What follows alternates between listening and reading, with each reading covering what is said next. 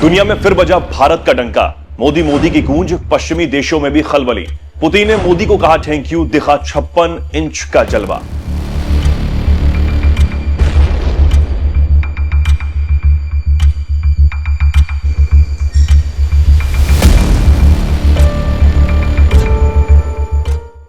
नमस्कार, बहुत स्वागत आप सभी का। मैं हूं आपके साथ चेतन और आप देख रहे हैं एनएमएफ न्यूज। बदलते और दुनिया में एक अलग तरीके से उभरने वाले नए भारत की कूटनीतिक ताकत का लोहा आज दुनिया मानने पर मजबूर है।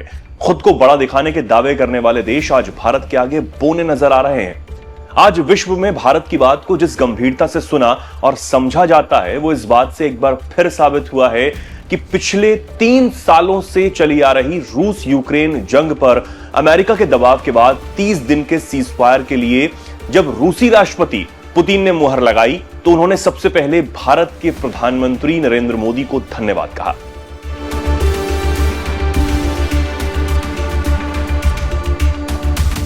प्रधानमंत्री नरेंद्र मोदी ने जिस तरह इस जंग को रोकने के लिए लगातार कोशिशें की और कहा कि सिर्फ बातचीत से ही हल निकाला जा सकता है। उन्होंने रूस और इसी के साथ यूक्रेन का दौरा भी किया था। तब भी वो इसी बात को कहते हुए नजर आए थे कि बातचीत ही एकमात्र जंग का समाधान है। मानवीय दृष्टिकोण से भी जिस प्रकार की मदद की आवश्यकता होगी, भारत हमेशा हमेशा आपके साथ खड़ा रहेगा और 2 कदम आगे चलेगा। एक्सेलेंसी, हमने जो दूसरा मार्ग चुना वो दूसरा मार्ग है युद्ध से दूर रहने का। हम बहुत ही कन्विक्शन के साथ युद्ध से दूर रहे हैं, लेकिन इसका मतलब ये नहीं है कि हम तटस्थ थे, हम न्यूट्रल नहीं थे। हम पहले दिन से ही पक्षकार रहे हैं और हमारा पक्ष है शांति का। हम बुद्ध की धरती से आते हैं जहां युद्ध को कोई स्थान नहीं होता। वो आज अब सच भी साबित हुआ है। ट्रंप के आने के बाद लगातार हो रही बातचीत से ही यह हल अब निकल सका है। हालांकि पुतिन ने कहा कि रूस सीजफायर के प्रस्तावों से सहमत है, लेकिन इससे लॉन्ग टर्म में शांति और जंग की मूल वजहों का समाधान होना चाहिए। पुतिन ने जवाब देने से पहले सीजफायर पर चर्चा के लिए अमेरिकी राष्ट्रपति डोनाल्ड ट्रंप को धन्यवाद दिया और कहा कि उन्होंने इस डील के लिए खूब कोशिश की। इसी के साथ उन्होंने डोनाल्ड ट्रंप, चीनी राष्ट्रपति शी जिनपिंग समेत दुनिया के कई नेताओं का आभार भी जताया है।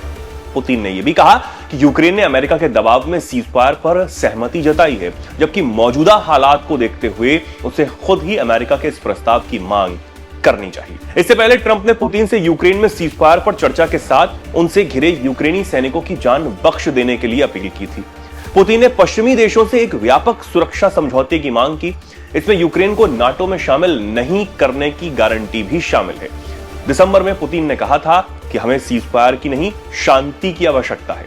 रूस और उसके नागरिकों को सुरक्षा गारंटी के साथ शांति चाहिए। इस बीच यूक्रेन को और कमजोर करते हुए रूस ने यह दावा किया कि उसकी सेना ने कुर्स्क इलाके के सबसे बड़े शहर सुदजा पर कंट्रोल हासिल कर लिया है।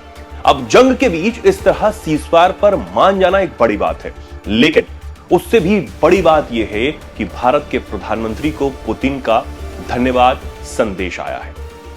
अब इससे बहुत लोगों को मिर्ची भी लग सकती है, लेकिन यह बात सच है कि भारत की बढ़ती अहमियत दुनिया को महसूस हो रही है और अब दुनिया को भारत की जरूरत है।